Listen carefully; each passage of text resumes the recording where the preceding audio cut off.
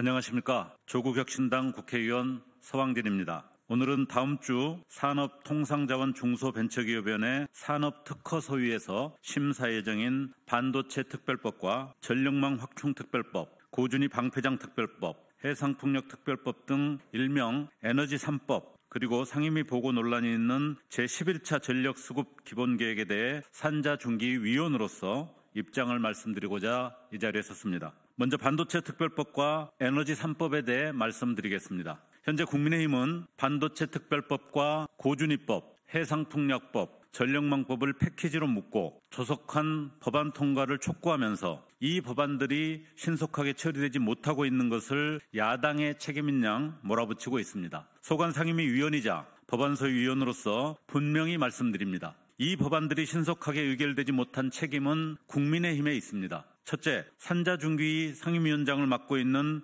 국민의힘의 소위 침대축구식 상임위 운영이 문제였습니다. 22대 국회 개원 이래 산자중기위는 다른 상임위와 비교해 회의 개최 횟수가 현저히 부족합니다. 2025년 2월 12일 기준 과학기술정보방송통신위는 44회의 상임위를 개최하였는데 산자중기위는 8회에 그치고 있습니다. 대왕고래, 체코원전 등 윤석열 정부의 무리한 밀실 정책에 대한 야당 의원들의 비판과 질의 자체를 원천봉쇄하기 위해 상임위 회의 자체를 최대한 회피했기 때문입니다. 둘째, 결정적으로 12.3 비상계엄 사태와 그 이후에 내란 정국이 신속한 법안 의결을 가로막았습니다. 침대축구 상황에서도 산자중기 산업특허소위 위원들은 해당 법안에 대한 심사를 꾸준히 진행했습니다. 지난해 11월 집중심사를 진행한 결과 12월 초 예정된 추가 심사만 거치면 상임위 의결이 어렵지 않은 상황이었습니다.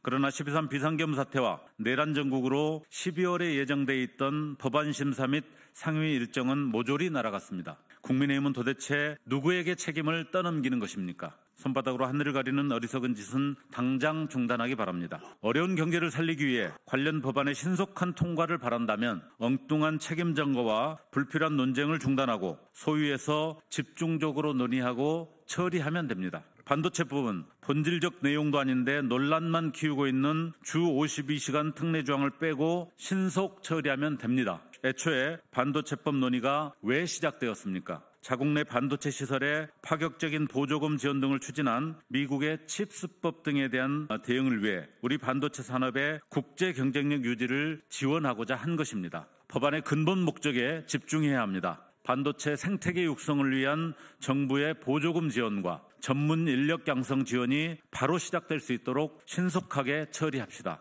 주 52시간 특례 문제는 반도체 산업 경쟁력 확보의 핵심 요소가 아닙니다. 주 52시간 근무제도를 유지하고 있는 SK하이닉스의 약진이 이를 잘 설명합니다. 섣부른 노동시간 연장은 반도체 산업 경쟁력의 가장 핵심인 젊은 인재들을 미국이나 대만으로 밀어내는 결과만 초래할 것입니다. 민주당과 국민의힘은 말로는 경제회생을 위한 입법 추진을 서둘러야 한다면서 비본질적인 주 52시간 특례 문제로 힘겨루기를 하는 행태를 중단하고 반도체 특별법에 대한 신속한 논의와 결의를 추진하기 바랍니다. 전력망법의 경우에는 과거 전원개발 촉진법보다 뒤떨어지는 주민수용성 배제 문제, 재생에너지 우선 접속 대책 부재 등에 대한 지적이 여전히 큽니다. 최소한 이 두 가지 사안에 대해서는 법안에 관련 내용을 충분히 반영해야 합니다. 이러한 쟁점들부터 검토되고 충분한 사회적 동의를 얻어야 법안의 취지 또한 살릴 수 있습니다. 고준위 방패장법은 법안의 목적상 무엇보다 부지 선정 과정에서 과학적인 안전성 검증과 사회적 동의 확보가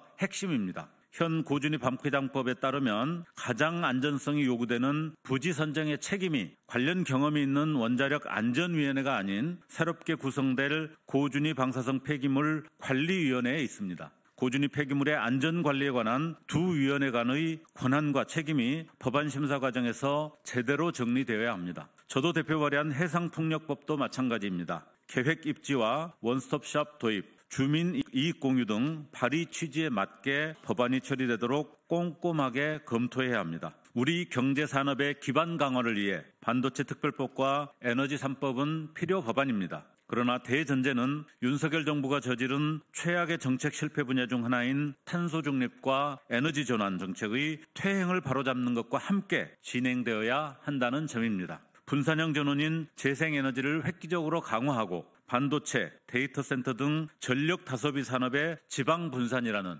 탄소 중립 시대에 맞는 에너지와 산업 정책의 대전환과 함께 추진되어야 합니다. 상임위 심사 과정에서 이런 원칙이 분명히 세워져야 합니다. 아울러 에너지 3법 이외에도 제가 대표 발의한 재생에너지 세제 지원 강화, 조세특례 제한법 등 에너지 전환 촉진을 위해 여야 여러 의원들께서 발의한 법안들의 조속한 통과도 함께 이루어져야 합니다. 이러한 사안들을 집중적으로 논의할 국회 상설기후특위 구성도 하루빨리 추진되어야 합니다. 마지막으로 제11차 전력수급 기본계획 정기본 상임위 보고 논란에 대해서도 한 말씀 드리겠습니다. 11차 정기본은 윤석열 정부가 임기 내내 퇴행만 거듭하고 있는 에너지 정책의 실체를 그대로 보여주고 있는 졸속 계획입니다. 본질적 문제는 원전 몇 기, 재생에너지 몇 기가와트와 같은 1차원적인 논란을 떠나 탄소 중립이라는 근본 목적이 상실된 무책임한 에너지 계획이라는 점입니다. 정부는 법정 시한이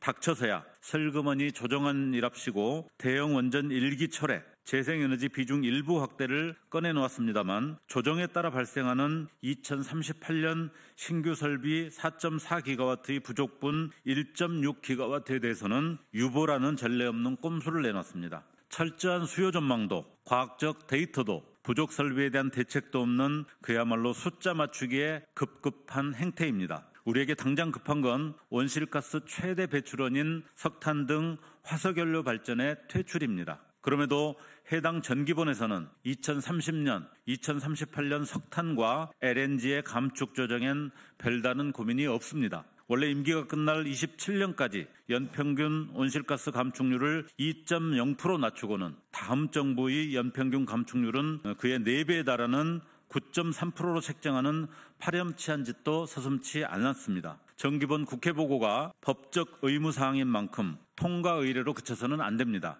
지난해 9월 공청회도 경찰력까지 동원하는 등 난장판 속에서 요식행위에 그친 바가 있습니다. 제11차 정기본과 퇴행한 에너지 정책에 대한 청문회를 요구합니다. 왜 그런 것인지, 이번 기획에 에너지 정책의 퇴행을 초래한 자들이 누구며 조삼모사식의 전기본 조정안을 지시한 몸통과 꼼수를 철저히 밝혀내는 청문회를 열어야 합니다. 탄소 중립에 눈 감고 신규 원전 건설에만 급급한 나머지 다음 정부의 폭탄 돌리기 한 무책임한 계획을 바로잡아야 합니다. 오늘 반도체법을 비롯한 에너지 관련 법안들과 현안에 대해 말씀드렸습니다. 윤석열 정부가 그동안 아무런 비전과 계획도 없이 막무가내로 퇴행시킨 정책들을 다시 재정립하기 위해서는 하루빨리 탄핵이 마무리되고 새로운 정부의 새로운 국정과제로 논의되어야 합니다. 다음 주 산자중기 회의에서도 충분한 논의와 올바른 결정을 내릴 것을 요구합니다.